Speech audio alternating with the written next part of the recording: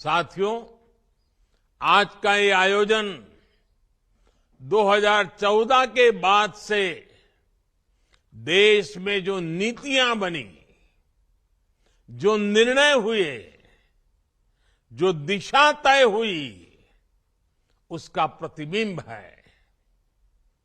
21वीं सदी का ये दशक भारत में इंफ्रास्ट्रक्चर के कायाकल्प का दशक है। इस दशक में भारत के लोग आधुनिक इंफ्रास्ट्रक्चर की जो तस्वीर देखना जा रहे हैं, जिसकी कल्पना तक किसी जमाने में मुश्किल थी, चाहे घर, टॉयलेट, बिजली, पानी, कुकिंग गैस, शिक्षण संस्थान और अस्पताल जैसा सामाजिक इंफ्रास्ट्रक्चर हो। पीएमईजीपी योजना के तहत 10 लाख लोन लेकर क्या अपना खुद का बिजनेस शुरू करना चाहते हो? इसे लेने के सीक्रेट्स को जानना चाहते हो? तो फ्रीडम ऐप को अभी डाउनलोड कीजिए। डिजिटल इंफ्रास्ट्रक्चर हो या फिर रेलवे, हाईवे, एयरवे और वाटरवे जैसा फिजिकल कनेक्टिविटी, इनसे जुड़ा हुआ इंफ्रास्ट्रक्चर हो, ये आज भारत के तेज विकास का, विकसित भारत के निर्माण का सबसे मजबूत स्तंभ है। सबसे चौड़े हाईवे, सबसे आधुनिक एयरपोर्ट, आधुनिक रेलवे स्टेशन, सबसे ऊंचे और लंबे पुल, सबसे ऊंचाई पर बनने वाली लंबी टनल से नए भारत के विकास का प्रतिबिंब हम सब अनुभव करते हैं। इसमें भी नदी जलमार्ग भारत का नया सामर्थ्य बन रहे हैं। साथियों, आज गंगा विलास क्रूज की शुरुआत होना भी एक साधारण घटना नहीं है।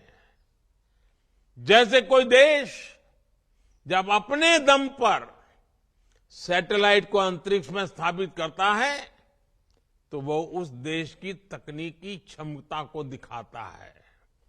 वैसे ही 3200 किलोमीटर से ज्यादा लंबा ये सफर भारत में इनलैंड वाटरवे के विकास, नदी जलमार्गों के लिए बन रहे आधुनिक संसाधनों का एक जीता जागता उदाहरण है।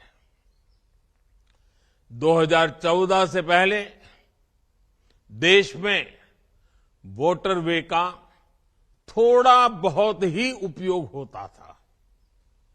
ये हाल तब था जब भारत में वाटरवे के माध्यम से व्यापार का हजारों साल पुराना इतिहास था।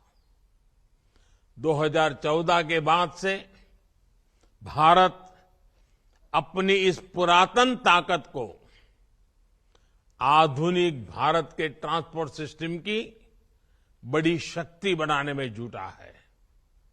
हमने देश की बड़ी नदियों में नदी जलमार्गों के विकास के लिए कानून बनाया है, विस्तृत एक्शन प्लान बनाया है।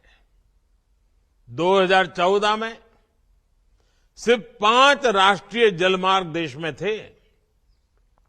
आज 24 राज्यों में 111 राष्ट्रीय जलमार्गों को विकसित करने पर काम हो रहा है। इनमें से लगभग 2 दर्जन जलमार्गों पर सेवाएं अभी चल रही है। 8 वर्ष पहले तक सिर्फ 30 लाख मैट्रिक टन कार्गो ही नदी जलमार्गों से ट्रांसपोर्ट होता था। आज ये कैपेसिटी 3 गुना से भी अधिक हो चुकी है। नदी जलमार्गों का इस्तेमाल करने वाले लोगों की संख्या भी लगातार बढ़ रही है। इसमें भी गंगा पर बन रहा ये नेशनल वाटरवे पूरे देश के लिए एक मॉडल की तरह विकसित हो रहा है। आज ये वाटरवे ट्रांसपोर्ट, ट्रेड और टूरिज्म तीनों के लिए एक महत्वपूर्ण माध्यम बन रहा है। साथियों, आज का ये आयोजन पूर्वी भारत को विकसित भारत का ग्रोथ इंजन बनाने में भी मदद करेगा। पश्चिम बंगाल के हल्दिया में आधुनिक मल्टी मॉडल टर्मिनल वाराणसी को जोड़ता है।